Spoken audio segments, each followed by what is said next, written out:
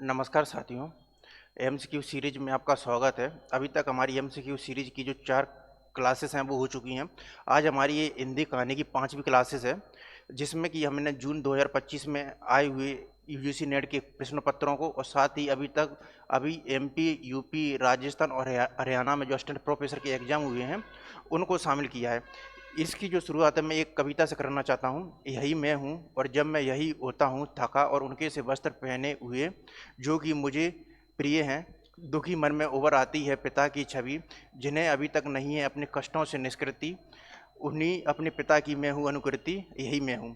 रघुवीर शाह की यह प्रसिद्ध कविता है जो कि दूसरे सप्तक के हैं, वो प्रमुख कवि हैं। अगर उनके कविता संग्रह की बात करें तो उसमें सीढ़ियों पर धूप में और इसके अलावा आत्महत्या के विरुद्ध प्रमुख इनकी कविता संग्रह है। चलिए हम इस सेशन की स्टार्ट करते हैं और आज का हमारा प्रश्न है पहला, वो है चीप की दावत कहानी से दिए गए निम्नलिखित संवादों से कौन कौन से संवाद हैं वो सामनाथ की पत्नी के। तो चीप की दावत जो कहानी है वो भीष्म साहनी की कहानी है, जो कि व्यंग्यात्मक कहानी है, जो कि मध्य वर्गीय जीवन है, जो उसके जो खोखलेपन है और साथ ही जो इसमें जो संबंधों को किस तरीके से बनावटी और पूंजीवादी उस पर जो असर पड़ा है उस पर एक कहानी है वो आधारित है सामनाथ की। पहला उसमें ऑप्शन है कौन से कथन है वो संवाद है वो सामनाथ की जो पत्नी है उसके है। इन्हें पिछवाड़े इनकी सहेली के घर भेज दो, रात भर बेशक वहीं रहें कल आ जाए। इन्हें पिछवाड़े इनकी सहेली के घर भेज दो, रात भर बेशक वहीं रहें कल आ जाए। ये जो कथन है वो बिल्कुल सामनाथ की पत्नी का है, सही है ये ऑप्शन। तो इन्हें कह देंगे कि अंदर से दरवाजा बंद कर लें। ये जो कथन है ये सामनाथ की पत्नी का ना होकर सामनाथ का कथन है,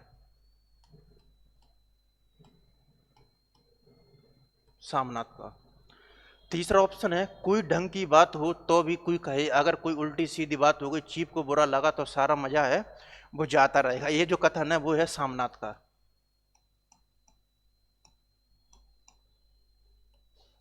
नेक्स्ट ऑप्शन है हमारा बा कोई बढ़िया टप्पे सुना दो, दो पत्थर अनारे दो। ये जो कथन है वो है बॉस का या अमेरिकी जो चीफ है उसका।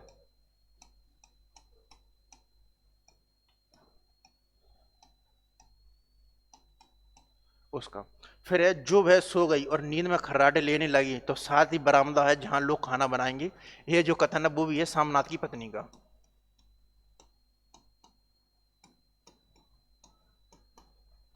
ये जून जून 2025 का जो इस बार यूजीसी नेट का जो एग्जाम हुआ था उसका प्रश्न है ये। तो इस तरीके से हमारा जो आंसर होगा वो होगा ए और ई,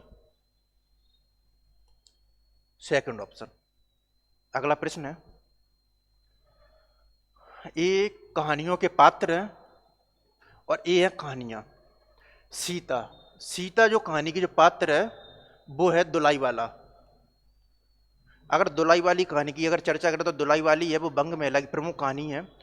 इनका जो वास्तविक नाम था वो था राजेंद्र वाला घोष, जो कि बंग मेला जो छदम नाम है उससे लिखती थी। ये जो दुलाई वाली जो कहानी है वो 1907 में सरस्वती पत्रिका में प्रकाशित हुई थी और ये आचार्य रामचंद्र शुक्ल ने इनकी कहानियों का जो संपादन किया था कुसुम संग्रह उसमें है ये संपादित भी है ये कहानी। यह एक हास्य व्यंग्यात्मक कहानी है जो कि लोक जीवन की जो पद्धति है उस पर यह आधारित है। एक इस कहानी में जो प्रमुख चरित्र हैं वो एक तो है जानकीधर, एक तो है बंशीधर और एक है नंद किशोर। ये दोनों मित्र होते हैं। साथ ही जो बंशीधर है उनकी जो पत्नी है वो है जानकी। आपको मैं एक बार बता देता हूं, बंशीधर है और एक है नंद किशोर।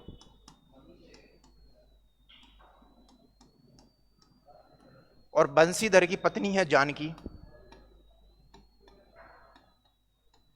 और जानकी की जो बहन है वो है सीता। इस तरीके से ये बंशीधर की जो ये है वो साली हुई। ये तो इस तरीके से जो सीता जो पात्र है वो दुलाई वाली कहानी का है। अगला जो ऑप्शन है वो है किरण। किरण जो पात्र है वो कानों में कंगना का है।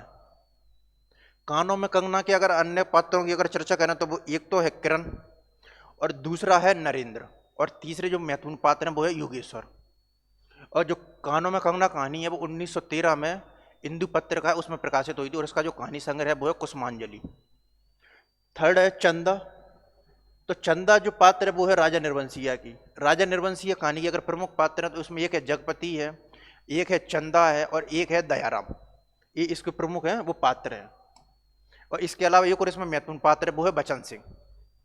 अनीता है वो कहानी की पात्र है राही, जो कि सुभद्रा कुमारी चौहान की प्रमुख कहानी है। सुभद्रा कुमारी के 3 कहानी संग्रह हैं, वो हैं बिखरे मोती, उन्मादिनी और सीधे साधे चित्र। और उनके 2 काव्य संग्रह हैं, वो हैं मुकुल और त्रिधारा। तो ये अनीता जो राही कहानी है वो सुभद्रा कुमारी चौहान ने वो मानवतावाद का उसमें चित्रण किया गया, और साथ ही जो खोखली देशभक्ति है उस पर यह व्यंग किया गया है। तो इसमें जो प्रमुख जो पात्र हैं वो एक तो अनीता और दूसरी ये राही, जो कि मांगरोड जाति की स्त्री है। इस तरीके से हमारा इसका जो आंसर होगा वो होगा ए का सेकंड, किरण बी का थर्ड। तो जो हमारा जो पहला ही ऑप्शन है वो हमारा सही है। नेक्स्ट अगला प्रश्न है, आज्ञा की निम्नलिखित कहानियों को उनके प्रकाशन वर्ष के अनुसार पहले से बाद के क्रम में व्यवस्थित करें। गैग्रीन, जयदोल, हीली बोन की बतखें, कलाकार की मुक्ति और विपतगा। तो इनका जो पहला जो कहानी संग्रह वो है विपतगा। अगर पहला ही ऑप्शन दिए तो विपतगा है, परंपरा, जयदोल, शरणार्थी, गैंग्रीन इत्यादि इनके प्रमुख कहानी संग्रह, और विपतगा इनका पहला है, तो पहला ही ऑप्शन है वो हमारा है वो सही हो जाएगा, ई वाला, पहला वाला। विपतगा के बाद है गैंग्रीन। इस तरीके से हमारा ये ऑप्शन बनेगा। अगला है सिक्का बदल गया। कहानी के सिक्का बदल गया है वो कृष्णा सोबती की प्रमुख कहानी है, और इसका जो कहानी संग्रह वो है बादलों के घेरे। ये जो कहानी संग्रह जो विभाजन के बाद जो विभीषिका है, जो सांप्रदायिकता है उस पर है ये आधारित है, और बड़ी ही जो सांप्रदायिकता और विभाजन की विभीषिका है उसको ये कहानी है वो चित्रित करती है, सिक्का बदल गया कहानी। इसके अलावा जो कृष्णा सोबती की प्रमुख एक और महत्वपूर्ण कहानी है वो है बादलों के घेरे। और अगर इनके महत्वपूर्ण उपन्यासों की चर्चा करें तो वो है मित्र उमर जानी, जिंदगी नामा और डार से बिछड़ी। अब इसके जो कहानी के पात्र नहीं है, वो शेरे है वो कहानी का पात्र है, दाऊद खां है वो कहानी का पात्र है, सहानी है वो कहानी का पात्र है, ददन मियाँ है वो इस कहानी का पात्र नहीं है। इस तरीके से आंसर जो 4 है वो हमारा है वो सही होगा। अगला ऑप्शन, इंस्पेक्टर माता दीन चांद पर से संदर्भित निम्नलिखित पंक्तियों में से कौन से। इंस्पेक्टर माता दीन चांद है, इंस्पेक्टर माता दीन चांद पर एक व्यंग्य कहानी है जिस पर इंस्पेक्टर माता दीन जिस पर की जो पुलिस व्यवस्था में जिस प्रकार की जो तानाशाही है और जो व्यंग जो तानाशाही है उनकी जो व्यवस्था है उस पर हरिशंकर परसाई ने है वो व्यंग किया है। और इंस्पेक्टर माता दीन चांद पर, तो इंस्पेक्टर जो माता दीन होते हैं उनको प्रेम से लोग बुलाते हैं एमडी साहब, माता दीन साहब। और ये क्या कि चांद सरकार के अंतर्गत जाते हैं, तो चांद सरकार में जो भारत सरकार का जो सांस्कृतिक आदान प्रदान होता है तो उसके अंतर्गत ये जाते हैं कि जो चांद है तो वहाँ की जो कानून व्यवस्था उसमें सुधार करने का प्रयास करें। तो वहाँ पर ये जाते हैं तो कई सारे कारनामे करते हैं, तो उन्हीं कारनामों का यहाँ पर ये जिक्र किया गया है इंस्पेक्टर माता दीन द्वारा। अब इनमें से जो कौन से जो कथन है वो इंस्पेक्टर माता दीन के हैं उसको हमको देखना है। मैं समझ गया कि आपकी पुलिस मुस्तैद क्यों नहीं है। जब इंस्पेक्टर माता दीन चांद पर जाते हैं तब वो वहाँ पर चर्चा करते हैं, तब वो बताते हैं कि मैं समझ गया हूँ कि आपकी जो पुलिस है वो मुस्तैद क्यों नहीं है। तो ये इंस्पेक्टर माता दीन एमडी साहब का कथन है।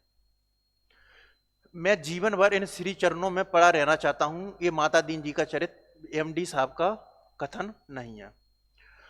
आप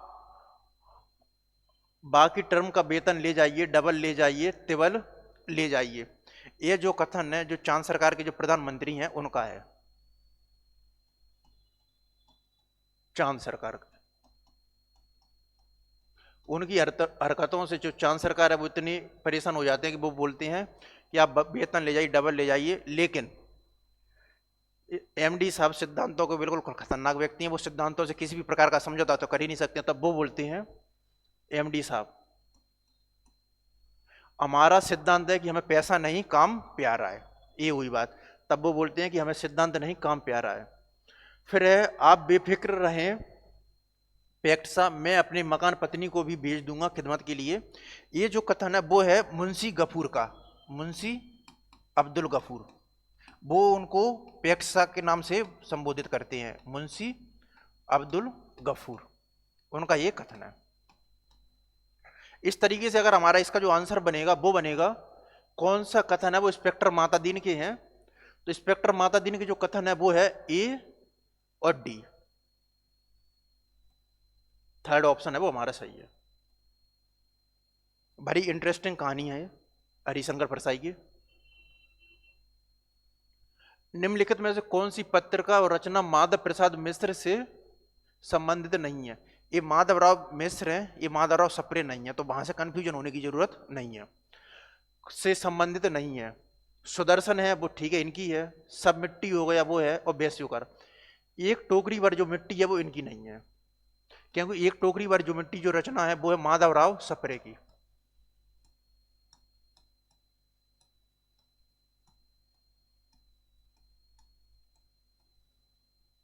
और इसे सामान्यतः हिंदी की जो पहली कहानी है उसके का दर्जा है वो प्राप्त है, और 1901 में छत्तीसगढ़ मित्र पत्र का है, उसमें प्रकाशित भी हुई थी, एक टोकरी भर मिट्टी।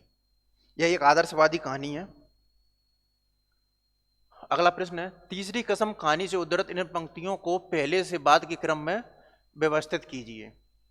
चलो भैयन जान बचेगी तो ऐसी ऐसी सगड़ गाड़ी बहुत मिलेंगी, इस ईरामन को प्रतीत नहीं मर्द और औरत के नाम में फर्क होता है।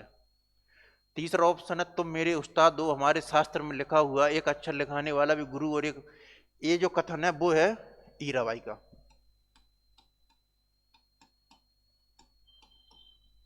और इस बार जनानी सवारी औरत है या चंपा का फूल है, जब से गाड़ी है महक महक रहा है, इस हरदम रुपया पैसा रखिए रुपया क्या करेंगे चादर, ये जो कथन है वो है हीरामन का। ये फणीश्वर नाथ रेणु की प्रमुख कहानी है तीसरी कसम, इसका पूरा नाम है मैं तीसरी कसम और मारे गए गुलफाम। यह एक आंचलिक कहानी है जो कि हीरामन और हीराबाई है, दो प्रमुख पात्र हैं, उस पर आधारित है, और इसमें जो आंचलिकता का तत्व है ये एक आंचलिक कहानी के रूप में प्रसिद्ध है। तो जब हीरामन और हीराबाई जब रहते हैं ना, तो उसके बाद उसका यहाँ पर यह जिक्र आया है। जब हीराबाई जब हीरामन की गाड़ी में बैठती है ना, उन सभी बातों का यहाँ पर जिक्र आया है। पहले से बाद के क्रम में लगाना है। इस हरदम रुपया पैसा रखिए रुपया क्या करेंगे चादर, ये जो कथन है वो सबसे लास्ट में आता है, जब हीराबाई जाने को होती है तब। तो इस तरीके से दो ऑप्शन है, ई और ई। फिर हमारे पास ये भी है, ये भी है। चलो भैया जान बचेगी तो ऐसी सब्बर गाड़ी बहुत मिलेगी, तो ये आ गया पहला हमारा। फिर हमारे पास दो ऑप्शन है, बी और डी। बी में है, इस हरिमन को प्रतीत नहीं मर्द और औरत के नाम में फर्क होता है, ठीक है। और इस बार जनानी सवारी औरत है या चंपा का फूल, जब से गाड़ी महक रहा है, ये पहले आएगा दूसरे नंबर पर। तो ए डी बी सी और ई, ये हमारा जो फोर्थ आंसर है वो है इसका सही होगा।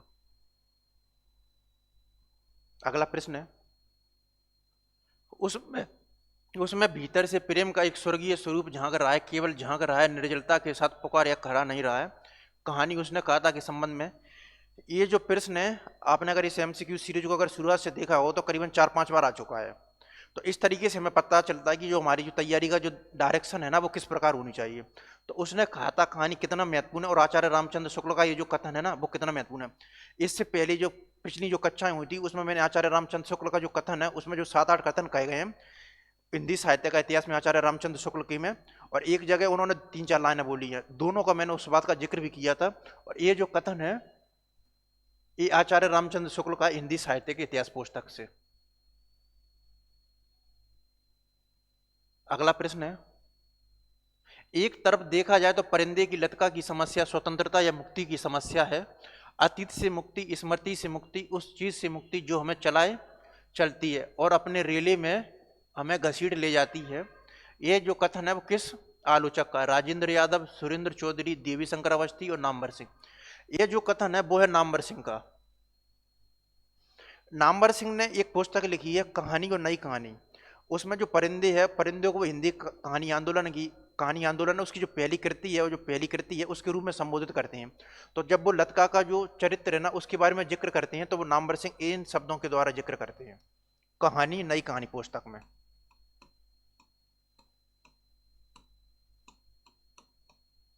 और वो परिंदे को हिंदी जो नई कहानी आंदोलन है उसकी पहली कृति है उसके रूप में भी संबोधित करते हैं नामवर सिंह ने। इसके अलावा अगर नामवर सिंह की अगर महत्वपूर्ण पुस्तकों की अगर चर्चा करें नामवर सिंह की, तो उसमें एक है वाद विवाद और संवाद, वाद विवाद संवाद। अन्य है आलोचक के मुख से,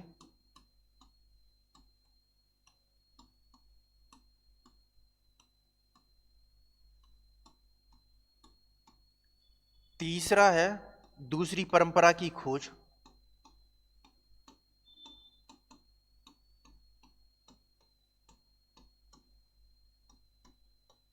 इसके अलावा इनकी दो और महत्वपूर्ण पुस्तकें हैं, वो हैं कविता के नए प्रतिमान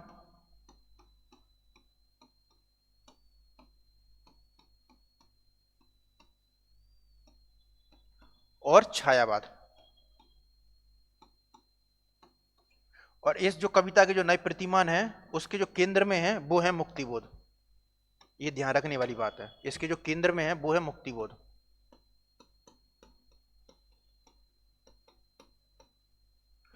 इस तरीके से हमारा जो इसका जो आंसर होगा वो नामवर सिंह, और नामवर सिंह के बारे में हमने थोड़ी जो बेसिक जानकारी है वो प्राप्त कर ली है पुस्तकों की। एक तरफ देखा जाए तो परिंदे की लतका की समस्या स्वतंत्रता या मुक्ति की समस्या है, अतीत से मुक्ति, स्मृति से मुक्ति, उस चीज से मुक्ति जो हमें चलाई चलती है और अपने रेले में हमें घसीट ले जाती है, एक कथन है वो है नामवर सिंह का कहानी नई कहानी पुस्तक से। अगला प्रश्न है, एक कहानी है और जो कहानीकारों की सूची है वो है, तो जो छोटे छोटे जो ताजमहल है वो है राजेंद्र यादव की। राजेंद्र यादव है वो जो नई कहानी आंदोलन है उसकी जो तिरई है उसमें शामिल है, जो नई तिरई है जो कहानी आंदोलन की जो तिरई है उसमें एक तो है राजेंद्र यादव, कमलेश्वर और मोहन राकेश। इसके अलावा जो राजेंद्र यादव की एक पुस्तक है एक दुनिया समानांतर,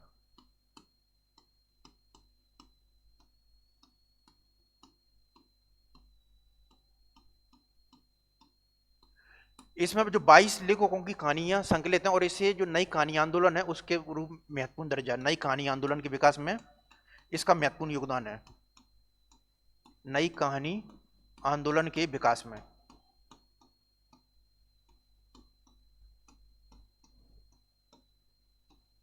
तो जो नई कहानी आंदोलन का जो विकास है उसमें है जो राजेंद्र यादव की एक दुनिया समानांतर है उसका महत्वपूर्ण योगदान है।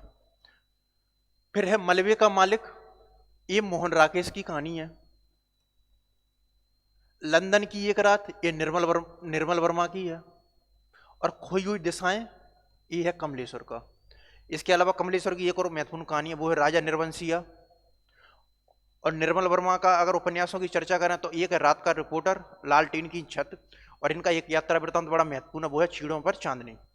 इस तरीके से हमारा इसका जो आंसर बनेगा वो ए का 4, इस ए का 4 तो इनमें से कोई ऑप्शन ही नहीं है, तो ए इनमें से कोई नहीं। ये जो प्रश्न है ये राजस्थान असिस्टेंट प्रोफेसर का प्रश्न है, तो ये बड़ा महत्वपूर्ण प्रश्न भी हो जाता है, राजस्थान असिस्टेंट प्रोफेसर का एग्जाम का प्रश्न है ये। अगला प्रश्न एक कहानी आंदोलन है। स्वतंत्रता के बाद विभिन्न प्रकार के कहानी आंदोलन होते हैं, उसमें नई कहानी है, आ कहानी है, समानांतर कहानी है, सहज कहानी है, जनवादी कहानी है। तो उनके जो प्रवर्तक हैं, कहानी आंदोलन है और उनके जो प्रवर्तक हैं उनकी यहाँ पर है चर्चा की गई है। तो जो समानांतर कहानी आंदोलन है वो चलाया गया था कमलेश्वर द्वारा। और जो सक्रिय जो कहानी है आंदोलन है वो चलाया गया था राकेश वत्स द्वारा। सचेतन कहानी जो आंदोलन है वो चलाया गया था महीप सिंह द्वारा। और आ कहानी जो आंदोलन है वो चलाया गया था गंगा प्रसाद विमल एवं अन्य के द्वारा। ये भी राजस्थान असिस्टेंट प्रोफेसर का ये एग्जाम का प्रश्न है। और इससे प्रश्न जो पूछने की जो प्रवृत्ति है ना वो काफी ज्यादा भी रही है कि विभिन्न प्रकार के जो कहानी आंदोलन है और उसके जो प्रवर्तक हैं वो कौन रहा है। तो स्वतंत्रता के बाद जो विभिन्न प्रकार के जो कहानी आंदोलन है उनका कहानियों का आंदोलन का नाम और उनके प्रवर्तक हैं उस पर एक प्रश्न पूछा गया है। तो ए का 3rd, 2 ऑप्शन है हमारे पास। सक्रिय कहानी मेरा बी का 4th, तो जो हमारा जो बी ऑप्शन है वो सही है। अगला प्रश्न है प्रसाद जी की मौलिक कहानी है ग्राम, सर्वप्रथम किस पत्रिका में प्रकाशित हुई थी? हिंदी प्रदीप, भारत बंधु, प्रयाग समाचार और हिंदू। तो इनकी जो कहानी है ग्राम, जो प्रथम कहानी है ग्राम, ये सर्वप्रथम प्रकाशित हुई थी हिंदू पत्रिका में। और हिंदू पत्रिका के जो संपादक थे वो स्वयं जयशंकर प्रसाद ही थे। और इनकी जो प्रमुख कहानी संग्रह है हिंदू, इसका आंसर है वो है छाया, प्रतिध्वनि, आकाशदीप, आंधी और इंद्रजाल। इसका जो क्रम है वो इसी प्रकार से ही है, छाया, प्रतिध्वनि, आकाशदीप, आंधी और इंद्रजाल। इसके अलावा जयशंकर प्रसाद के बारे में जो शिल्प की दृष्टि से इनकी कहानियां हैं वो हिंदी साहित्य में बड़ा महत्वपूर्ण योगदान रखती हैं। और इनकी अगर कहानियों के शिल्प पर चर्चा करें तो डॉक्टर इंद्रनाथ मदान एक आलोचक हुए हैं, उन्होंने बोला कि जो जयशंकर प्रसाद की जो कहानियां हैं वो शिल्प का ताजमहल है। इंद्रनाथ मदान बोलते हैं प्रसाद की जो कहानियां हैं वो शिल्प का ताजमहल है।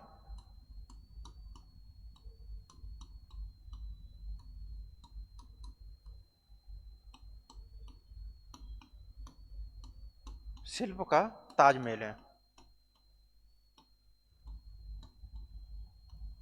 और ये जो कथन बोला है वो बोला है इंद्रनाथ मदान ने। इंद्रनाथ मदान। इसके अलावा जो जयशंकर प्रसाद है वो हिंदी जो नाट्य विकास है उसके शिखर पुरुष माने जाते हैं। और इनके अगर प्रमुख नाटकों की अगर चर्चा करें तो एक तो है स्कंदगुप्त, इसके अलावा महत्वपूर्ण इनका चंद्रगुप्त और ध्रुव सामनी, इनके महत्वपूर्ण नाटक हैं। तो प्रसाद की जो प्रमुख जो कहानी है ग्राम, ये सर्वप्रथम पत्रिका में प्रकाशित हुई थी, वो थी इंदु। और उस समय उसके जो संपादक थे वो स्वयं जयशंकर प्रसाद ही थे। इसके अलावा इनको महत्वपूर्ण रचना है वो है आंसू और कामायनी। अगला है ये इस बार का जो हरियाणा स्टैंड प्रोफेसर का जो एग्जाम हुआ था उसका प्रश्न है ये। निम्नलिखित युग्मों पर विचार कीजिए। ये कहानियों के पात्र हैं और ये कहानियां हैं। अगर हम इस पर चर्चा करें तो मैरी है वो परिंदे कहानी की पात्र है, बिल्कुल सही है। ये निर्मल वर्मा की कहानी है। और जो किशन सिंह है वो राजा निर्वंशीय कहानी का पात्र नहीं है। ये है कोसी का गठवार का, कोसी का गठवार। महाबकुआ कोसी का गठवार इस कहानी का पात्र नहीं है। तो सेकंड और थर्ड तो ये ऑप्शन गलत हो गए। अगर आप देखेंगे तो यहां पर ऑप्शन में आपको कुछ अंतर नजर आ रहा होगा इन सभी प्रश्नों से। केवल एक युग्म, केवल दो युग्म, सभी तीनों युग्म, इनमें से कोई भी नहीं युग्म नहीं और अनुत्तरित प्रश्न। चूंकि हरियाणा स्टैंड प्रोफेसर में नेगेटिव मार्किंग थी, अगर आप इस क्वेश्चन को स्किप करना चाहते हैं तो आपको ये वाला टिक करना पड़ेगा। अगर आप देखें तो केवल एक युग्म, केवल दो युग्म, सभी तीनों, ये यूपीएससी वाला पैटर्न है। और इसमें अगर हम देखेंगे तो जो पहला केवल जो एक युग्म है वो सही है। तो इसका जो आंसर होगा वो होगा ए। इस तरीके से हरियाणा स्टैंड प्रोफेसर में इस बार जो एग्जाम हुआ था उसमें जो नया पैटर्न है वो देखने को मिला था। तो जो पहला जो केवल एक युग्म है वो सही है। अगला प्रश्न है नीचे दो कथन दिए गए हैं उन पर विचार कीजिए। ये भी हरियाणा स्टैंड प्रोफेसर का एक प्रश्न है। इतना जल इतनी शीतलता हृदय की प्यास ना बुझी पी सकूंगी नहीं, तो जैसे बेला से चोट खाकर सिंधु चिल्ला उठता है उसी के समान रोदन करूं या जलते हुए स्वर्ण गोलक सदृश अनंत जल में डूबकर बुझ जाऊं चंपा। फिर है मेरे लिए सब मिट्टी है, सब जल तरल है, सब पवन शीतल है, सब मिलाकर मेरे लिए एक शून्य है बुद्धगुप्त।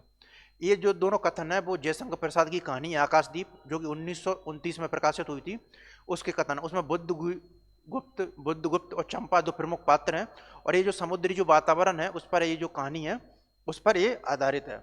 तो उन दोनों के कथन के माध्यम से बताया गया निम्नलिखित कथनों के आलोक में विकल्प कौन से सही है। तो ये सबसे पहले तो ये आकाशदीप कहानी है।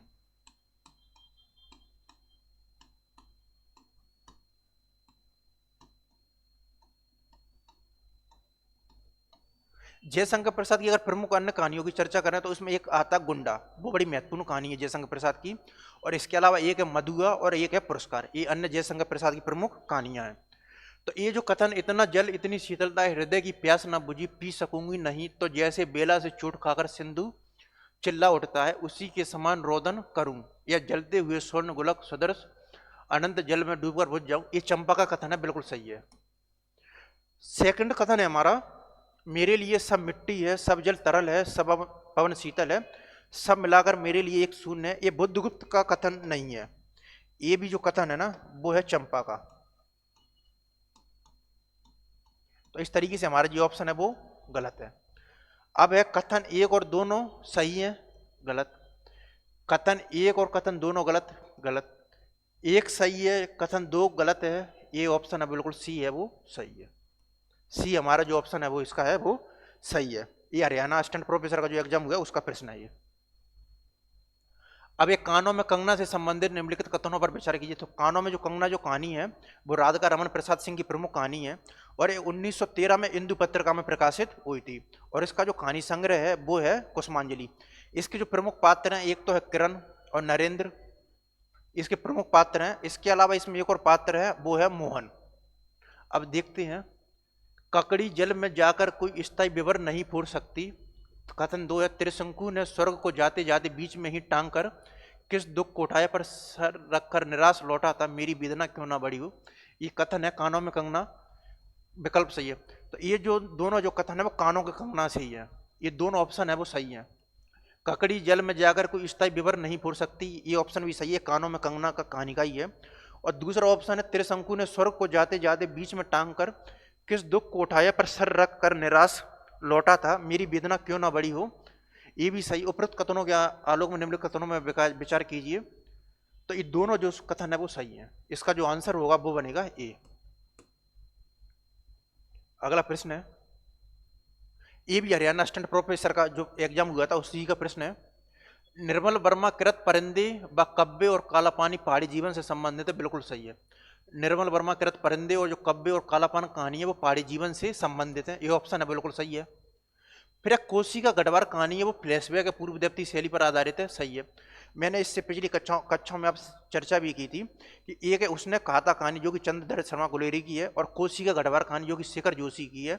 इन दोनों ही कहानियों में फ्लैशबैक जो पूर्व दीप्ति शैली है उन दोनों बातों का उल्लेख हुआ है या उस पद्धति का प्रयोग हुआ है, फ्लैशबैक या पूर्व दीप्ति का। कोसी का गढ़वार कहानी में आए काला चरु शब्द का संबंध स्वाग चिन्ह से, ये ऑप्शन भी बिल्कुल सही है। अगर आप देखेंगे तो एनडीए में पिछले प्रश्न में आया है कि जो लक्ष्मा जो काला चरु जो शब्द है उसका जो संबंध है वो किससे, वो स्वाग चिन्ह से। इस तरीके से इसके जो आंसर है वो तीनों सही है, सी। अगला प्रश्न है, एक कहानियां हैं और इनके जो लेखक हैं उनका मिलान करना है। तो ईदगाह जो कहानी है वो प्रेमचंद की है। ईदगाह कहानी है वो 1933 में चांद पत्रिका में है वो प्रकाशित हुई थी, और ये जो मानसरोवर का जो पहला भाग है उसमें ये संकलित है। उसने कहा था कहानी है, ये चंद्रधर शर्मा गुलेरी की कहानी है, ये 1915 में सरस्वती पत्रिका उसमें प्रकाशित हुई थी। मैंने आपसे अभी चर्चा भी की थी कि इसमें फ्लैशबैक है जो पूर्व दीप्ति शैली है उस पर आधारित है। ये साथ ही जो प्रेम का जो उदात्त चित्रण है वो इस कहानी में आपको देखने को मिलता है। आकाशदीप कहानी है वो जयशंकर प्रसाद की है, 1929 में प्रकाशित है, सॉरी आकाशदीप है वो जयशंकर प्रसाद की है। और एक कोसी का गढ़वार जो कहानी है वो शेखर जोशी की है। इस तरीके से ए का हमारा रहेगा सेकंड, तो एक ही ऑप्शन है, तो इसी से हमारा ये क्वेश्चन है वो सही हो जाएगा। ये आसान सा प्रश्न था अन्य प्रश्नों की अपेक्षा। फिर इंस्पेक्टर माता दीन चांद पर संबंधित निम्नलिखित कथनों पर, तो इंस्पेक्टर माता दीन चांद पर पहुंच गए तो वो अपना कुछ ना कुछ कारनामे दिखाते हैं, तो उसी का इस कहानी में है वो जिक्र आया है, और हरियाणा असिस्टेंट प्रोफेसर का एग्जाम है। तो इंस्पेक्टर माता दीन जब चांद पर जाते हैं तो वो किस तरीके से अपने कारनामे दिखाते हैं ना, तो उन्हीं बातों का इसमें उल्लेख आया है। पुलिस मंत्री ने तनख्वाह बढ़ा दी, और दो तीन महीनों में सचमुच बहुत फर्क आ गया। ये जो कोटेशन है वो गलत है, क्योंकि पुलिस मंत्री ने इंस्पेक्टर माता दीन ने बोला कि आपके यहाँ पर जो सैलरी है वो ज़्यादा दी जाती है, अगर आप सैलरी अगर कम करोगे ना तो पुलिस में मुस्तैदी आएगी, उनका काम है वो सही होगा। तो इस वजह से जो पुलिस मंत्री है उन्होंने उसकी जो तनख्वाह है वो बढ़ाने की जगह क्या है, घटा दी। तो इस तरीके से सही होता। इंस्पेक्टर माता दीन उजाले पक्ष के, ये गलत है। इंस्पेक्टर माता दीन है वो अंधेरे पक्ष के माहिर माने जाते हैं, उजाले पक्ष के नहीं। आईजी ने कहा कि वीर हनुमान को हम बहुत पहले से जानते हैं, ये कथन भी गलत है, क्योंकि आईजी ने कहा था कि हम वीर हनुमान को नहीं जानते, वो कौन थे। तो इस तरीके से अगर आप देखेंगे तो ये जो तीनों के तीनों जो कोटेशन है ना वो गलत है, तो कोई कथन है वो सही नहीं है, डी आंसर है वो हमारा इसका होगा। अगला प्रश्न है, ये लोकगीत है और एक कहानियां है। तीसरी कसम, लाल पान की बेगम और चीप की दावत। सजनवा बेरी हो गया हमारा, सजनवा बेरी हो गया, ये तीसरी कसम। तो एक कथन है बिल्कुल सही है, ये जो लोकगीत है वो तीसरी कसम में है। चंदा की चांदनी लाल पान की बेगम, ये जो ऑप्शन है वो गलत है, क्योंकि जो चंदा की जो चांदनी है वो जो लोकगीत है वो है लाल पान की बेगम में, जो कि फणीश्वरनाथ रेणु की कहानी है, लाल पान की बेगम। और ये जो गीत है उसको गाती है चंपिया।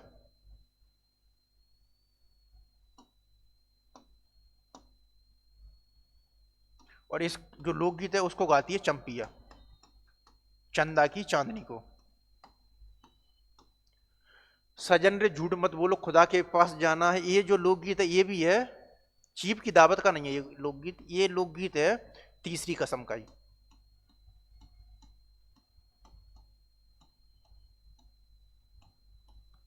इसके अलावा चीप की दावत में जब अमेरिकी जो चीप होता है वो सामनाथ की जो माँ है उसको लोकगीत गाने के लिए बोलता है, तो वो एक लोकगीत गाती है हीरा ना हड़िए। तो आपसे ये भी पूछा जा सकता है कि जो चीफ की जो दावत है उसमें कौन से जो लोकगीत है उसका जिक्र आया, तो वो है हीरा नारी है, वो जो कि एक विवाह गीत होता है उसको वो गाती है चीफ की दावत में। तो इस तरीके से अगर इसमें हमारा जो आंसर होगा वो होगा, कितने सही हैं, तो पहला जो सही है वो, दूसरा है वो गलत है, तीसरा वो भी गलत है। तो इस तरीके से केवल जो एक युग्म है वो हमारा है वो सही होगा। निम्नलिखित कथनों पर विचार कीजिए।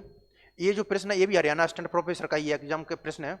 एक टोकरी भर मिट्टी है वो छत्तीसगढ़ पत्रिका है उसमें प्रकाशित हुई थी, ये कथन सही है। 1901 में एक टोकरी भर मिट्टी जो माधवराव सप्रे की कहानी 1901 में छत्तीसगढ़ मित्र पत्रिका है उसमें प्रकाशित हुई थी।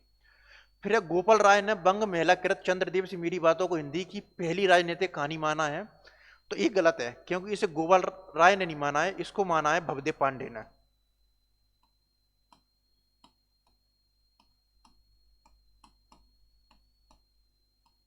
भवदेव पांडे जो चंद्रदेव से मेरी बातें कहानी है उसकी जो लेख है वो है बंग मेला, उसको हिंदी की पहली राजनीतिक कहानी मानते हैं, ना कि गोपाल राय भवदेव। इसके अलावा भवदेव पांडे ने एक महत्वपूर्ण पुस्तक भी लिखी है, बंग महिला नारी मुक्ति का संघर्ष।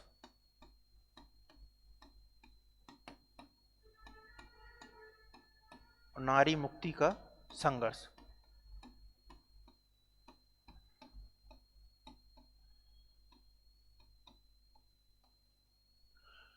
अगला वो ऑप्शन है दुलाई वाली में बंग महिला ने हास्य की लोक अवधारणा की बड़ी मार्मिक अभिव्यक्ति की है, बिल्कुल सही है ये क्योंकि जो दुलाई वाली कहानी उसमें जो हास्य व्यंग वगैरह जो लोक जीवन की जो शैली है ना उसका बड़ा ही मार्मिक चित्रण किया गया, तो ये जो थर्ड ऑप्शन है वो सही है।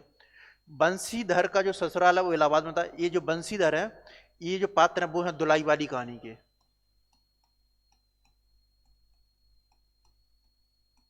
और जो बंसीधर का जो ससुराल है वो इलाहाबाद ना होके वो था वाराणसी में। और जो इस जो कहानी की जो शुरुआत है ना वो भी वाराणसी से ही होती है, और इसका जो अंत है वो होता है प्रयाग या इलाहाबाद पर जाके। तो इस तरीके से जो बंसीधर है उनका जो वो है ससुराल है वो है वाराणसी में, ना कि इलाहाबाद में। अगर इसके अगर ऑप्शन देखेंगे तो पहला ऑप्शन है वो सही है, और इसके अलावा जो थर्ड ऑप्शन है वो हमारा सही है। पहला और जो थर्ड है वो हमारा ऑप्शन है वो सही है, डी आंसर है वो हमारा है, इसका सही होगा। फिर फिर उसने कहा था कहानी से संबंधित निम्न युग्मों पर विचार कीजिए। मैं पाधा बन गया हूं, ये जो कथन है बजीरा सिंह का है। फिर एक एक अकालिया सिख 1.25 लाख के बराबर होता है, ये लहना सिंह का है।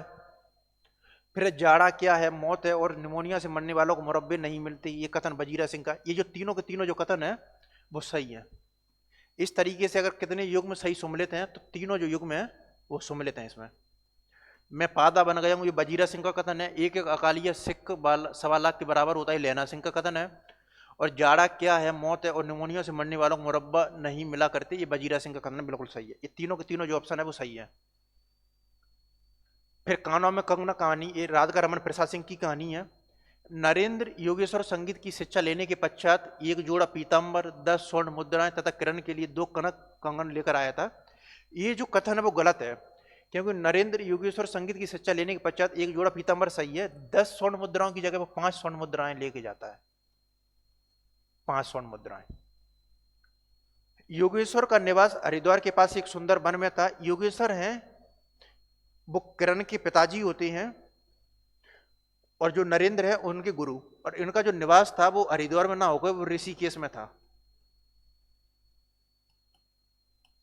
इनका जो निवास था वो ऋषिकेश में था। नरेंद्र अपने मित्र दयाराम के पास नाच देखने जाता है, ये कथन कथन गलत है क्योंकि नरेंद्र अपने मित्र दयाराम के पास जाकर वो जाता है मोहन के यहां पर। अगर आपने कहानियों को अच्छे से पढ़ा होगा तो इससे पहले मोहन का एक बार जिक्र आया था इससे पहले प्रश्न में, कि जो मोहन नाम का जो पात्र है वो उसका जिक्र आता है, वो आता है राजा निर्वंशिया की कहानी में। उसमें जगपति और चंदा दो पात्र होते हैं, और जो जगपति का जो जगपति का जो दूर के रिश्ते का जो भाई होता है ना वो होता है दयाराम, और उसी की शादी में शामिल होने के लिए जगपति आता है। तो दयाराम है वो नरेंद्र का ना होगा, वो जगपति है उसके दूर के रिश्ते का भाई है, उसका पात्र है। तो इस तरीके से अगर हम इसमें देखेंगे ना तो जो तीनों के तीनों जो ऑप्शन है वो हमारे गलत है। तो कोई नहीं, कितने कथन सत्य हैं, कोई नहीं, डी है वो हमारा आंसर है वो सही होगा इसका। अगला प्रश्न है, मरे हुए मुहूर्तों की गूंगी आवाजें मुखर होना चाहती हैं, उक्त कहानी किससे उद्धृत है? जब मैं इस प्रश्न को देख रहा था ना, तो मैं भी सोचने में पड़ गया था कि जो एग्जामिनर है वो प्रश्न को किस प्रकार बना सकता है। ये जो तीसरी कसम कहानी है वो 18 से 20 पेज की कहानी है। तो एग्जामिनर ने या तो पहला पेज पलटा होगा, पहला पेज पलटते पलटते वो पूरी कहानी को पढ़ गया होगा, और जब लास्ट में जाके पहुंचा होगा, क्योंकि जब लास्ट में जाके पहुंचते हैं ना तो 2-3 लाइनों से पहले ये कथन आता है कि मरे हुए मुहूर्तों की आवाजें मुखर होना चाहती हैं। तो या तो जब प्रश्न बनाने वाले ने पूरी कहानी पढ़ी होगी उससे बनाया होगा, या वो कहानी के सबसे लास्ट पेज पर पलटते पलटते लास्ट पेज पर पहुंचा होगा, उसने देख लिया होगा कि इसी से बना लीजिए प्रश्न। तो लास्ट में जाके ये कथन आता है कि मरे हुए मुहूर्तों की आवाजें मुखर होना चाहती हैं। तो इससे यही सवाल उठता है कि जो पहला और लास्ट पेज है कहानी का वो तो पढ़ ही लेना चाहिए। तो उसने जो लास्ट पेज है वहीं से एक प्रश्न बनाया है कहानी का 20-22 पेज पढ़ने के बाद, या उसने मतलब पहला पेज लिया होगा और लास्ट वाला पेज उल्टा होगा, तो लास्ट वाले से उसको जो दिख गया उसी लाइन से उसने उठा लिया। तो ये जो कथन है वो है तीसरी कसम का, और ये एमपी असिस्टेंट प्रोफेसर 2022 का आया हुआ प्रश्न है तीसरी कसम से। बसंती है वो निम्नलिखित में से किस कहानी की पात्र है? तो जो बसंती है वो कहानी की पात्र है वापसी की। वापसी है वो ऊषा प्रियबंदा की एक प्रमुख कहानी है, और इसका जो कहानी संग्रह वो है जिंदगी और गुलाब। ये जो बसंती है उसमें प्रमुख पात्र हैं, एक तो गजाधर बाबू है जो रेलवे की जो 35 वर्ष की नौकरी रिटायर होने के बाद आते हैं, और वापस वो घर में अजनबीपन व्यवहार का शिकार होते हैं। तो वापस वो सेठ रामजी मल की जो चीनी मिल की जो नौकरी है उसमें वो काम करने के लिए भी वापस हैं वो चले जाते हैं। तो जो बसंती है वो गजाधर बाबू की है, वो लड़की है या बेटी है।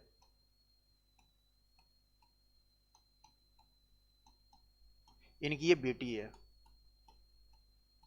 इसके अलावा अमर और नरेंद्र है वो इस कहानी के अन्य महत्वपूर्ण पात्र हैं। अमर और नरेंद्र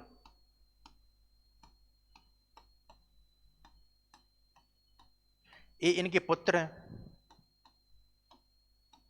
इसके अलावा इस कहानी में एक और महत्वपूर्ण पात्र है वो गणेशी, वो की गजाधर बाबू का सहकर्मी या साथ में काम करने वाला व्यक्ति है, और एक गजाधर बाबू का बड़ा सम्मान भी करता है। और गजाधर बाबू जब रिटायर होने के लिए जाते हैं, जब लास्ट दिन होता है, तो वो उनको बेसन के लिए लड्डू भी बनवा के लाता है गजाधर बाबू के लिए। तो इस तरीके से जो बसंती जो कहानी की जो पात्र है वो है वापसी, ऊषा प्रियबंदा की प्रमुख कहानी है। खोई हुई दिशा एक कृष्णा सोबती की कहानी है। परिंदे वो निर्मल वर्मा की। तीसरी कसम है वो फणीश्वर नाथ रेणु की। निम्नलिखित में से सही युग्म का चयन कीजिए। एक कहानी आंदोलन और कहानी।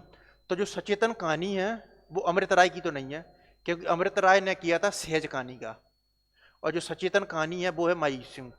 एग्जामिनर ने ये एमपी असिस्टेंट प्रोफेसर 2024 का प्रश्न है, तो उन्होंने इसको आगे पीछे कर दिया। तो सचेतन कहानी महीप सिंह, सहज कहानी अमृत राय, समानांतर कहानी जो आंदोलन है वो कमलेश्वर का। एक कथन बिल्कुल सही है। और जो सक्रिय कहानी है वो है राकेश वत्स का।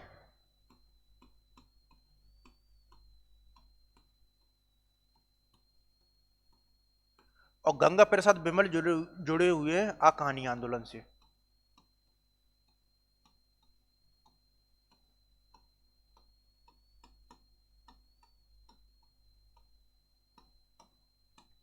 इस तरीके से इसका जो आंसर होगा वो होगा सी, समानांतर कहानी आंदोलन। ये युग में बिल्कुल सही है, ये कमलेश्वर का है। अगला प्रश्न है, इसकी घटना ही बोल रही है, पात्रों को बोलने की अपेक्षा नहीं। आचार्य रामचंद्र शुक्ल का यह विचार किस कहानी के संदर्भ में? ये एमपी असिस्टेंट प्रोफेसर 2024 का प्रश्न है।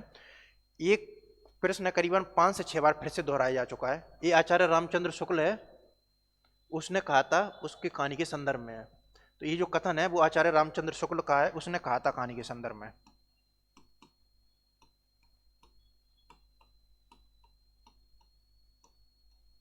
इसकी घटना ही बोल रही है, और इसमें जो प्रेम का बड़ा ही उदात्त तो मार्मिक चित्रण हुआ है।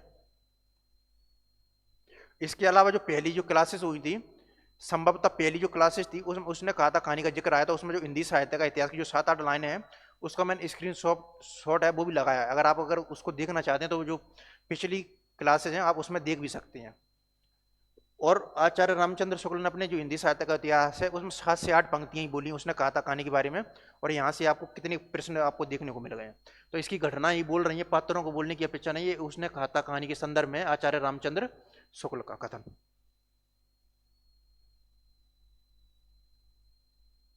अगला प्रश्न है, तपेदिक की मरीज मन्नू की कथा किस कहानी में रचित है? तपेदिक की जो मरीज है मन्नू है वो किसकी कहानी में? तो जो सुहागने जो कहानी है, ये सुहागने कहानी है मोहन राकेश की।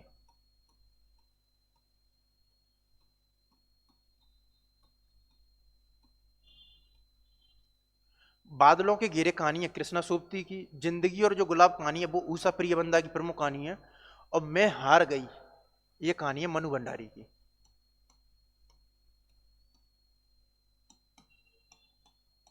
तो तपेदिक की मरीज मन्नू की जो कथा है वो किस कहानी में चित्रित है? ये बादलों के घेरे जो कहानी है उसमें चित्रित है। तो इसका जो बी आंसर है वो सही है, ये ऊषा प्रियबंदा।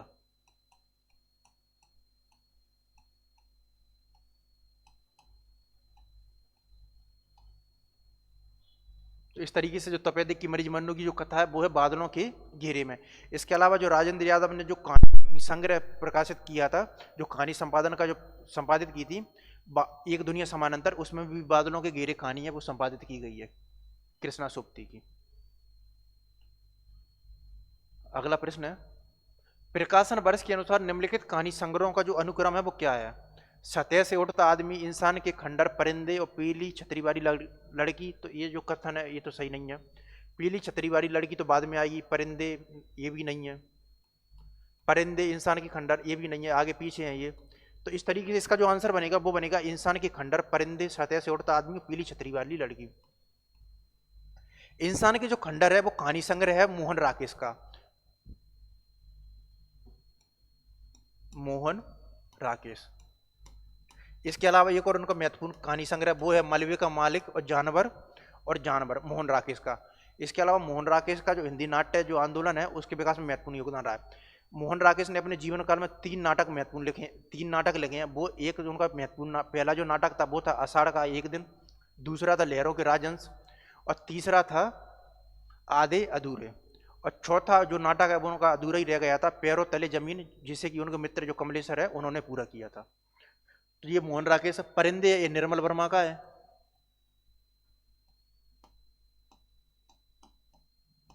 तो पहले इंसान का खंडर है, फिर निर्मल वर्मा का परिंदे है।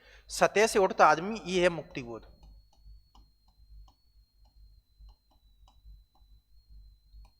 अगर मुक्तिबोध की अगर अन्य कहानी संग्रह की अगर हम चर्चा करें तो उसमें एक है विपात्र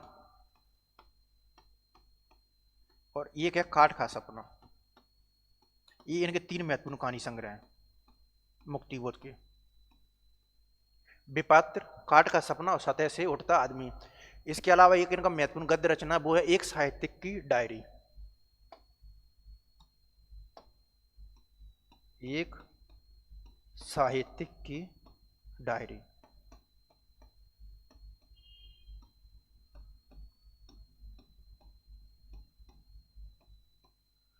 इनके 2 काव्य संग्रह हैं वो है चांद का मुंह टेढ़ा है और भूरी भूरी काक दूल। चांद का मुंह टेढ़ा है और भूरी भूरी काक दूल।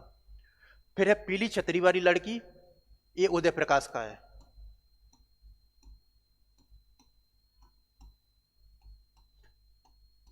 तो इस तरीके से हमारा इसका जो आंसर बनेगा वो बनेगा डी। अगला प्रश्न है, 2 कथन दिए गए हैं और तर्क और विकल्पों में से सही विकल्प का चुनाव कीजिए।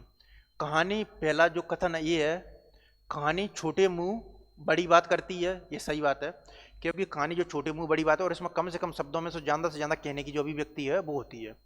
फिर है, लेकिन लघु आकार के कारण कहानी है वो संपूर्ण जीवन बोध और सामाजिक सत्य को प्रकाशित नहीं कर सकती है। ये बात सही है कि जो कहानी का आकार है वो लघु आकार है के कारण कहानी संपूर्ण जीवन बोध और सामाजिक सत्य को प्रकाशित नहीं कर सकती, ये गलत है। अपने लघु आकार के बावजूद भी है जो कहानी है वो अपने जो संपूर्ण जो जीवन बोध है और जो सामाजिक सत्य है उसको है वो प्रकाशित है वो कर सकती है। तो ये जो कथन है वो गलत है। तो पहला जो कथन है वो सही है हमारा, ये गलत है और आर सही है। तो हमारा इसका जो आंसर होगा वो होगा सी। इनमें नई कहानी आंदोलन के प्रारंभिक कर्ताओं में कौन नहीं है? कमलेश्वर ये तो नई कहानी आंदोलन की जो तिरई है उसमें शामिल है। राजेंद्र यादव ये भी शामिल हैं। कमलेश्वर के साथ राजेंद्र यादव और मोहन राकेश, ये मोहन राकेश हैं। तो ये तीनों तो नई कहानी आंदोलन से जुड़े हुए हैं और तिरई के शुरू में शामिल हैं। जो ज्ञान रंजन है वो नई कहानी जो आंदोलन है उससे जुड़े हुए नहीं है। ये जो 60 और तरी जो कहानी है उससे जुड़े हुए हैं। ज्ञान रंजन साठोत्तरी कहानी, और इसकी ये प्रमुख महत्वपूर्ण कहानीकार हैं साठोत्तरी कहानी के ज्ञान रंजन। इनकी अगर महत्वपूर्ण कहानियों की चर्चा करें तो एक है पिता, और इनका एक महत्वपूर्ण बड़ा कहानी संग्रह वो है फैंस के इधर उधर।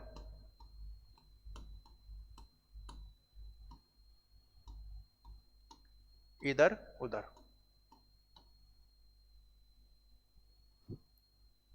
अगला प्रश्न है,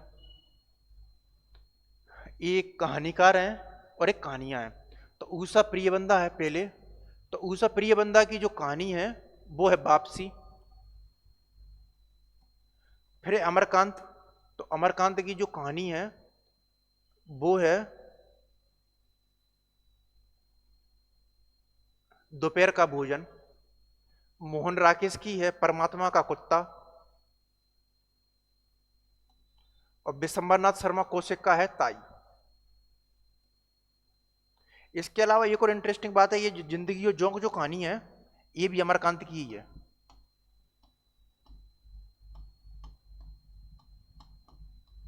तो जिंदगी और जोंक कहानी और ये दोपहर का भोजन, ये दोनों जो कहानियां वो अमरकांत की हैं। अब हम ऑप्शन देखते हैं, ए का सेकंड, बी का थर्ड दोपहर का भोजन, मोहन राकेश का है सी का फोर परमात्मा का कुत्ता, और डी का वन विशंबरनाथ शर्मा कौशिक का ताई। तो ऑप्शन के अनुसार अगर हम जाएंगे तो बी सही है, क्योंकि जो अमरकांत की ये दोनों ही कहानियां हैं वो है दोपहर का भोजन है और जिंदगी और जोंक। अमरकांत की जो कहानियां अगर नई कहानी आंदोलन में देखेंगे तो उनका जो टोन है वो थोड़ा अलग नजर आता है। जैसे कि नई कहानीकार है ना, उनमें जो सामाजिक संबंधों की विसंगति बोध, हताश और निराश युवक, जो संबंधों का जो बिखटाव है, मध्य वर्गीय जीवन की जो विसंगति बोध, उस पर चित्रित किया गया। लेकिन जो अमरकांत की जो कहानियां ना वो अलग टाइप की हैं। जैसे कि जिंदगी और जोंक हुआ, या उनकी डिप्टी कलेक्टर कहानी हुई, तो वो उन कहानी, या फिर जो दोपहर का भोजन उनमें हुआ, तो इनमें जो सामाजिक जीवन की जो समस्या है ना उनको उठाया गया है। इस तरीके से अमरकांत का जो कथ्य है ना वो इस तरीके से नई कहानी आंदोलन में थोड़ा है वो अलग हो जाता है। फिर अगला है, कहानीकार और कहानियों को सम्मिलित कीजिए। तो ऊषा प्रियबंदा फिर से है, ये वापसी। मनु भंडारी है, मनु भंडारी की है अकेली। मनु भंडारी की अगर महत्वपूर्ण कहानियों की चर्चा करें तो एक अकेली, त्रिशंकु, मैं हार गई, एक प्लेट सैलाब, और यही सच है प्रमुख कहानी संग्रह। इसके अलावा उनकी एक महत्वपूर्ण कहानी यही सच है, उस पर एक फिल्म भी बनी थी रजनीगंधा के नाम से। इन्होंने महत्वपूर्ण उपन्यास भी लिखे हैं। एक लिखा था महाभोज, जिसका बाद में नाट्य रूपांतरण भी किया गया था। एक लिखा था महाभोज, जिसका बाद में नाट्य रूपांतरण किया गया था आपका बंटी, और एक इंच मुस्कान इन्होंने राजेंद्र यादव के साथ मिलकर लिखा था। फिर एक कृष्णा सूपती, सिक्का बदल गया। फिर है निर्मल वर्मा, ये है परिंदे। और जो आद्रा जो कहानी है वो है मोहन राकेश की, मोहन राकेश।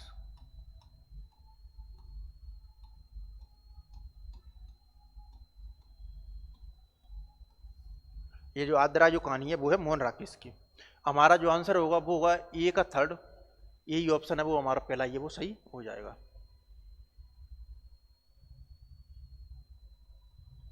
फिर है कहानी और कहानीकार है, इसमें फिर से 5 ऑप्शन है। पहले जो यूजीसी नेट का जो पैटर्न था, जो ये PYQ वाला है, तो उसमें क्या 5 प्रश्न आते थे, 4 उनको ऑप्शन क्या कम लग रहे थे, इसलिए उन्होंने 5 ऑप्शन भी जोड़ देते थे उसमें।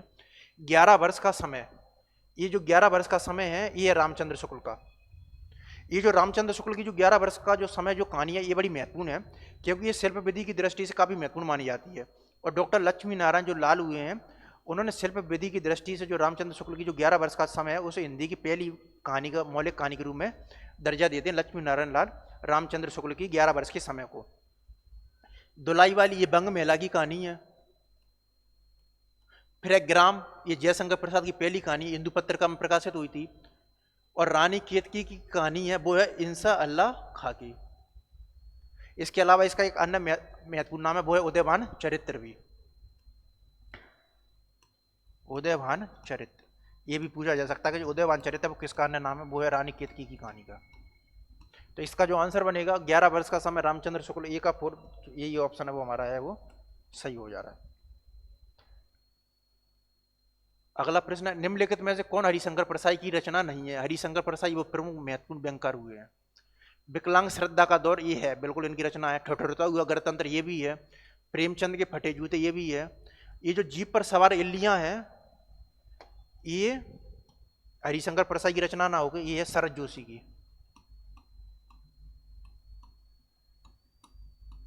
शरद जोशी हैं वो परिक्रमा में नई दुनिया, परिक्रमा कॉलम से नई दुनिया में लिखती थी, नई दुनिया।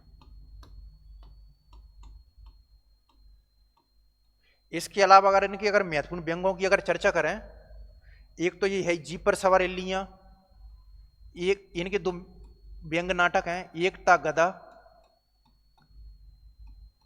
और अंधों का हाथी। ये इनके दो व्यंग नाटक हैं। अगर अन्य व्यंग नाटकों की अगर चर्चा करेंगे ना, ये इनके दो व्यंग नाटक हैं। और अगर व्यंग रचनाओं की अगर चर्चा करेंगे, यत्र, तत्र, सर्वत्र, नदी में खड़ा कवि,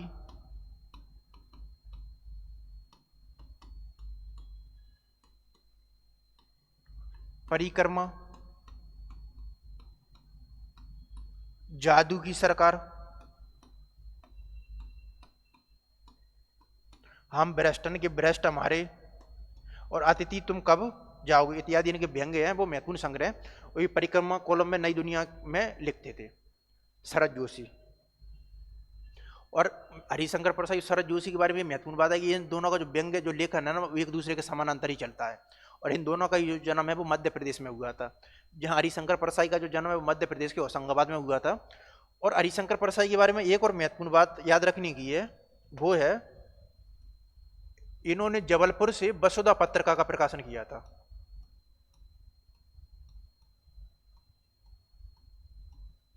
वसुधा पत्रिका,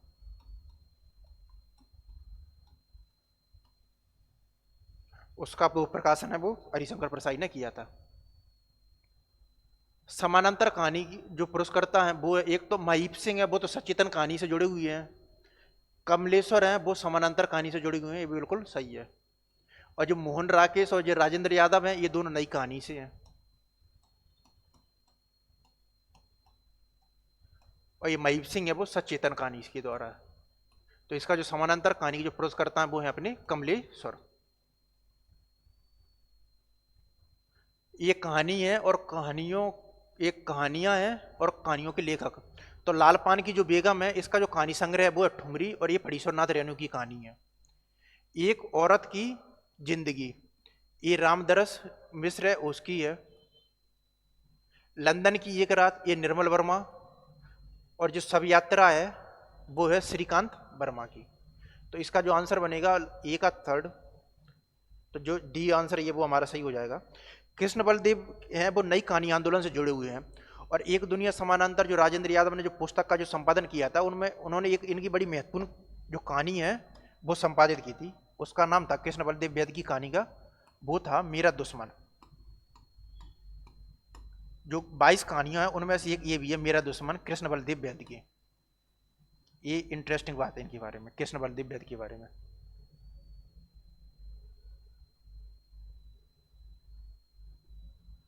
कर्मनाशा की हार है वो किसका कहानी संग्रह? कर्मनाशा की हार ये धर्मवीर भारती का कहानी संग्रह तो नहीं है, ये शिव प्रसाद सिंह है, उनका जो कहानी संग्रह वो है कर्मनाशा की हार। इसके अलावा जो धर्मवीर भारती है वो दूसरे सप्तक के हैं, वो प्रमुख कवि हैं। इसके अलावा इनका एक बड़ा महत्वपूर्ण गीति नाट्य है वो है अंधा युग। और इनके अगर महत्वपूर्ण अगर उपन्यासों की चर्चा करें जो कि आजकल काफी चर्चा में, वो है गुनाहों का देवता। इनका जो बड़ा महत्वपूर्ण है वो उपन्यास है गुनाहों का देवता। और इनका एक गीति नाट्य बड़ा महत्वपूर्ण है वो है अंधा युग। इनका जो निबंध या जो यात्रा वृत्तांत है वो है ठेले पर हिमालय, धर्मवीर भारती का। और अगर इनकी अगर महत्वपूर्ण रचनाओं की बात करें तो एक तो है वो कनुप्रिया और है ठंडा लोहा, धर्मवीर भारती का। मारकंडे ये भी नई कहानी आंदोलन है उससे जुड़े हुए हैं। ज्ञान रंजन है ये साठोत्तर कहानी है उससे जुड़े हुए हैं। तो इस तरीके जो कर्मनाशा की हार है उसका जो कहानी संग्रह वो है शिव प्रसाद सिंह का।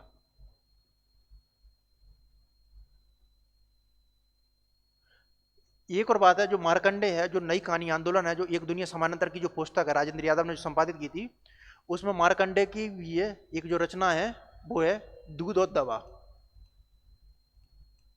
ये भी ध्यान देने की बात है। उनकी एक जो कहानी है वो संपादित है उसमें, दूध और दवा, मार्कंडे की। अब जैनेन्द्र कुमार द्वारा रचित कहानी नहीं है। फांसी है वो जैनेन्द्र द्वारा रचित कहानी है, ठीक है। नीलम देश की राजकन्या है वो भी है, पाजेब है वो भी है। जो अमर वल्लरी है वो जैनेन्द्र द्वारा न रचित हो गए, वो है अज्ञा।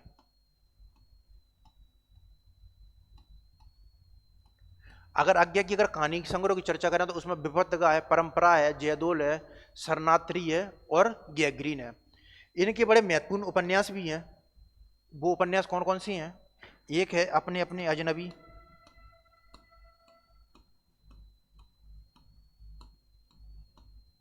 अपने अपने अजनबी, नदी के दीप,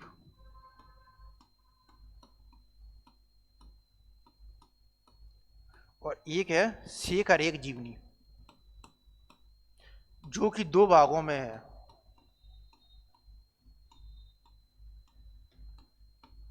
भाग 1 और भाग 2।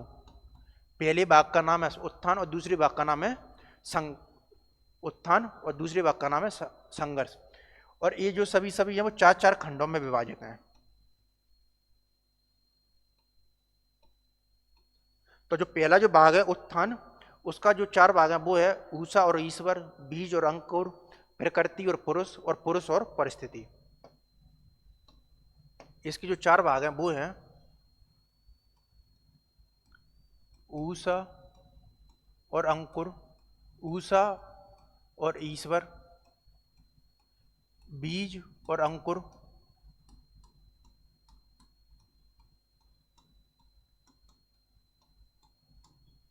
प्रकृति और पुरुष,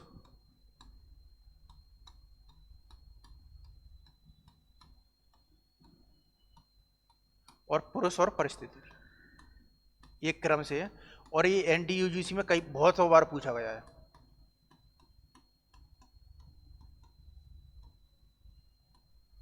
तो जैनेन्द्र द्वारा वर्मा द्वारा जैनेन्द्र कुमार द्वारा रचित कहानी नहीं है, वो है अमर वल्लरी, ये अज्ञा द्वारा है। जैनेन्द्र के अगर प्रमुख अगर उपन्यासों की चर्चा करें तो उसमें आता है विपदा, सुखदा, सुनीता और त्यागपत्र और मुक्तिबोध इत्यादि। एक प्लेट सैलाब जो कहानी है उसकी जो लेखक है उषा प्रियबंदा नहीं है, मनु भंडारी सही है, कृष्णा सुप्ती है वो भी सही है, शिवानी है, शिवानी नहीं है, कृष्णा सुप्ती नहीं है, मनु भंडारी है, वो इसका जो है राइट आंसर है। एक इंटरेस्टिंग बात यह है इस ऑप्शन में, उषा प्रियबंदा है और मनु भंडारी और जो कृष्णा सुप्ती हैं, जिस तरीके से नई कहानी आंदोलन में 3 रही हैं, मोहन राकेश कमलेश्वर और राजेंद्र यादव, उसी तरीके से जो नई कहानी आंदोलन है उसमें 3 महिला रही हैं नई कहानी आंदोलन में। ये तीनों हैं उषा प्रियबंदा, मनु भंडारी और कृष्णा सोबती। तो एक प्लेट जो सैलाब जो कहानी की जो लेखक है वो है मनु भंडारी, और ये तीनों जो नई कहानी आंदोलन की जो महिला रही हैं उसमें शामिल है। अब एक कहानी है और ये कहानियों की जो है वो सूची है। तो तीसरी कसम, इसका जो पूरा नाम है वो है तीसरी कसम उर्फ मारे गए गुलफाम। फिर है बेगंडे का सुधार, ये सती सुखदेवी है। रानी केतकी की कहानी है, ये इंसा अल्लाह खा द्वारा रचित है और इसका जो अन्य नाम है वो है उदयवान चरित्र। ये ठेठ हिंदी जो ठाठ है ये अयोध्या सिंह उपाध्याय का है, उपन्यास है ये अयोध्या सिंह उपाध्याय का।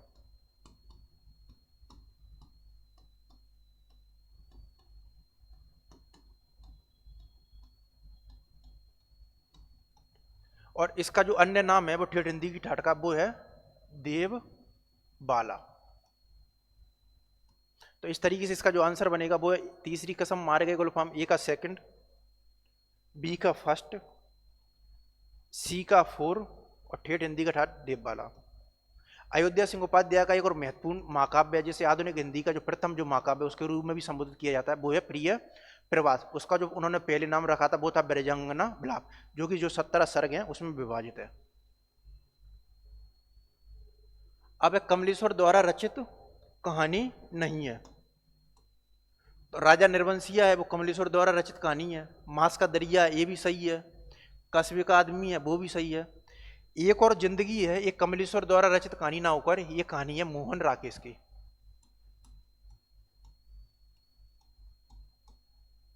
एक और जिंदगी, तो इस तरीके से इसका जो आंसर होगा कमलेश्वर द्वारा रचित कहानी नहीं है, वो है एक और जिंदगी। ये इस कहानी के जो लेखक हैं वो है मोहन राकेश। अगला प्रश्न है, ये कहानियां हैं और कहानीकार है कहानियों की सूची। तो शिव प्रसाद सिंह है, इनका होगा दादी माँ। फिर यशपाल है, यशपाल का है पुलिस की सीटी। जैनेन्द्र है पाजेब।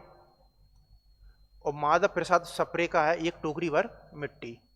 तो शिव प्रसाद सिंह का है दादी माँ, ए का 4, तो ये जो पहला ये ऑप्शन है वो सही हो जाएगा। यशपाल है वो जो प्रेमचंदोत्तर जो उपन्यास परंपरा है उसमें महत्वपूर्ण योगदान रखते हैं। और यशपाल के दो बड़े महत्वपूर्ण उपन्यास हैं, एक है दिव्या और एक है झूठा सच। झूठा सच है वो 2 भागों में है, वो प्रकाशित है। जैनेन्द्र है वो प्रेमचंदोत्तर बाद में आते हैं। शिव प्रसाद सिंह और माधवराव सप्रे है वो एक टोकरी भर मिट्टी, जो कि 1901 में छत्तीसगढ़ मित्र पत्र का है उसमें ये प्रकाशित हुई थी। अब नई कहानी आंदोलन चलाने वाले लेखक नहीं है, राजेंद्र यादव है, ये लेखक तरी में शामिल है। कमलेश्वर भी हैं, मोहन राकेश भी है। ये जो गंगा प्रसाद बिमल है वो नई कहानी आंदोलन से नहीं जुड़े हैं, ये जुड़े हैं आ कहानी आंदोलन से।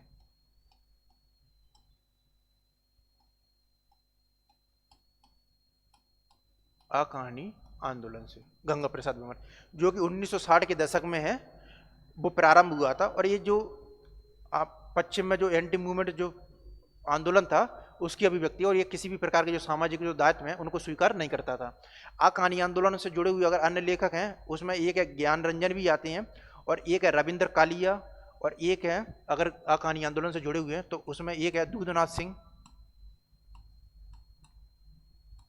गंगा प्रसाद बिमल के साथ में, और एक और महत्वपूर्ण है वो है रविंद्र कालिया।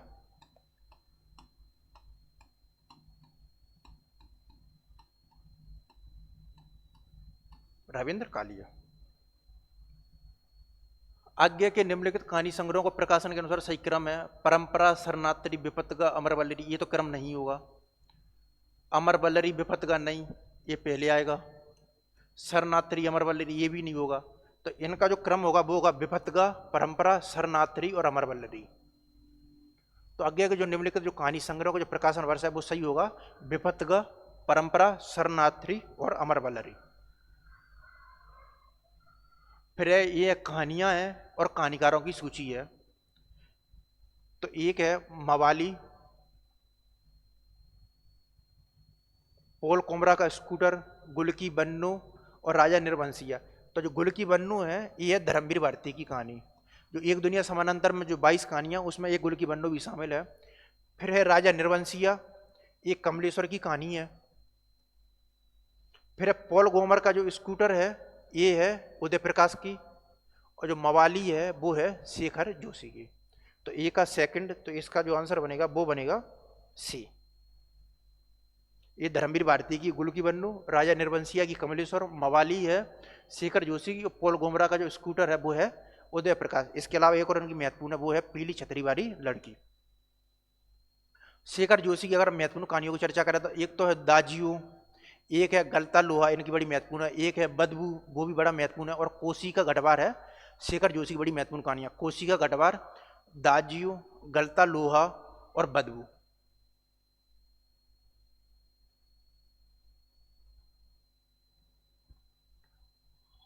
अब राजेंद्र यादव है वो ये नई कहानी आंदोलन के प्रमुख पुरस्कर्ता हैं। और राजेंद्र यादव का एक और महत्वपूर्ण योगदान ये है कि राजेंद्र यादव ने हंस पत्र का है उसका है जो संपादन का कार्य है वो किया था। इसके अलावा जो उन्होंने एक दुनिया जो समानांतर जो पुस्तक है उसको भी संपादित की थी। इनका जो आत्मकथ्य है उसका नाम है मुड़ मुड़ के देखता हूँ। तो राजेंद्र यादव की जो कहानी है बदबू नहीं है, ये बदबू जो कहानी है वो है शेखर जोशी की।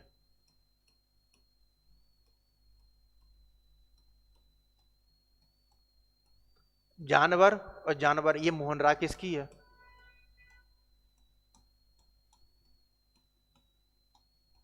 इसके अलावा जहां लक्ष्मी कैद है एक कहानी बिल्कुल सही है, ये राजेंद्र यादव की महत्वपूर्ण कहानी है। टूटना के साथ में जहां लक्ष्मी कैद है ये इनकी महत्वपूर्ण कहानी है, जहां लक्ष्मी कैद है।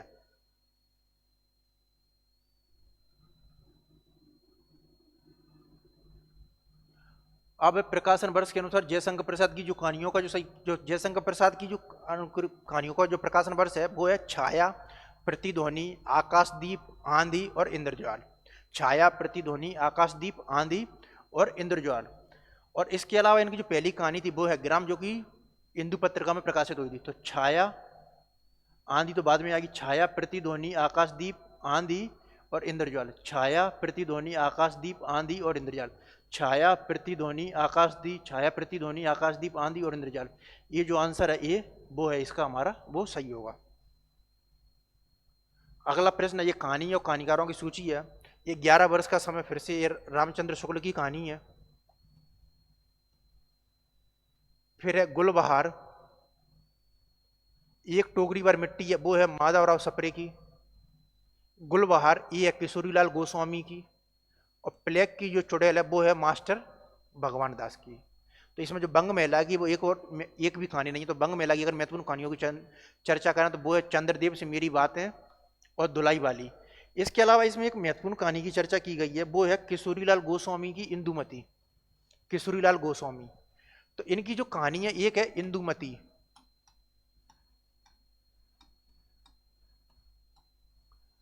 उसको आचार्य रामचंद्र शुक्ल अपनी जो हिंदी साहित्य का इतिहास है उसमें लिखते हैं कि यदि जो इंदुमती है उस पर यदि किसी जो बंगला कहानी की छाया नहीं है तो ये हिंदी की प्रथम मौलिक कहानी ठहरती है। यदि इस पर जो इंदुमती है, अगर उस पर यदि किसी बंगला कहानी की अगर छाया नहीं है तो ये हिंदी की जो प्रथम मौलिक कहानी है वो ठहरती है किशोरीलाल गोस्वामी की इंदुमती। तो 11 वर्ष का समय रामचंद्र शुक्ल, ए का 4। तो ये जो ऑप्शन है वो हमारा है वो सही हो जाएगा।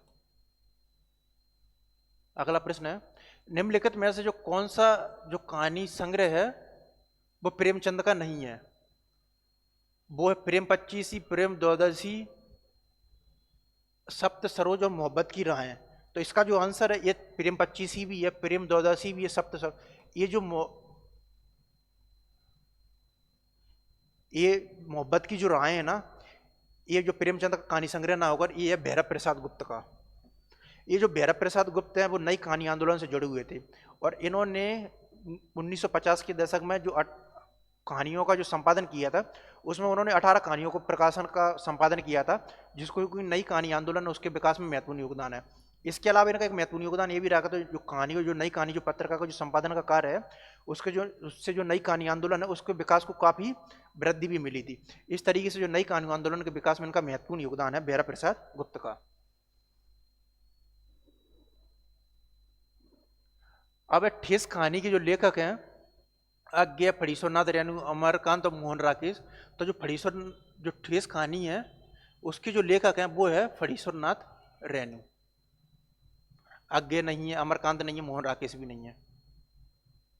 कहानी की जो प्रमुख प्रवक्ता, इस पर हम पिछले क्वेश्चनों में चर्चा भी कर चुके हैं। माहिप सिंह है तो वो तो सचेतन कहानी के हैं, और जो गंगा प्रसाद विमल है वो कहानी आंदोलन से जुड़े हुए हैं। तो कहानी आंदोलन के जो प्रमुख प्रवक्ता होंगे वो होंगे गंगा प्रसाद विमल। अब है हमारा ये लास्ट क्वेश्चन है हमारा जो हिंदी कहानी का जो सेगमेंट है पीवाई की सीरीज है उसका ये लास्ट प्रश्न है। भाई सरकारी पैसे का मामला है, पेंशन का केस 20 दफ्तरों में जाता है, देर लग जाती है, 20 बार एक ही बात को 20 जगह लिखना पड़ता है, तब पक्की होती है। जितनी पेंशन मिलती है उतना ही का जीव, मैं उतनी ही। तो भोलाराम का जीव में ये वार्तालाप किन चरित्रों के माध्यम? तो भोलाराम का जीव है वो प्रेमचंद, जो भोलाराम का जीव है वो हरिशंकर परसाई की वो महत्वपूर्ण कहानी है।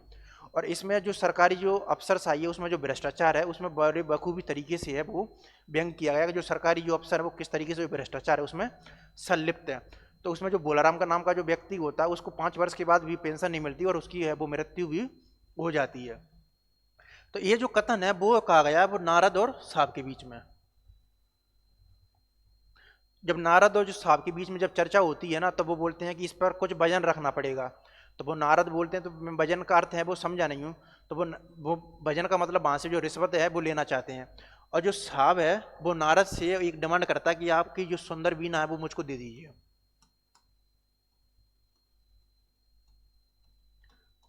तो जो साहब है वो सुंदर वीणा की जो मांग है वो नारद जी से करता है, वो उसको दे भी देते हैं क्योंकि उसकी जो बेटी है वो गाने बजाने का शौक रखती है। तो वो उसके लिए वो जो सुंदर वीणा वो मांगता है। वो नारद जी बोलते हैं कि मेरे पास तो कुछ भी पैसे नहीं है। तो वो बोल दीजिए आपके पास ये सुंदर वीणा, आप मुझको ये दे दीजिए। तो इस तरीके से इसका जो आंसर होगा वो होगा सी।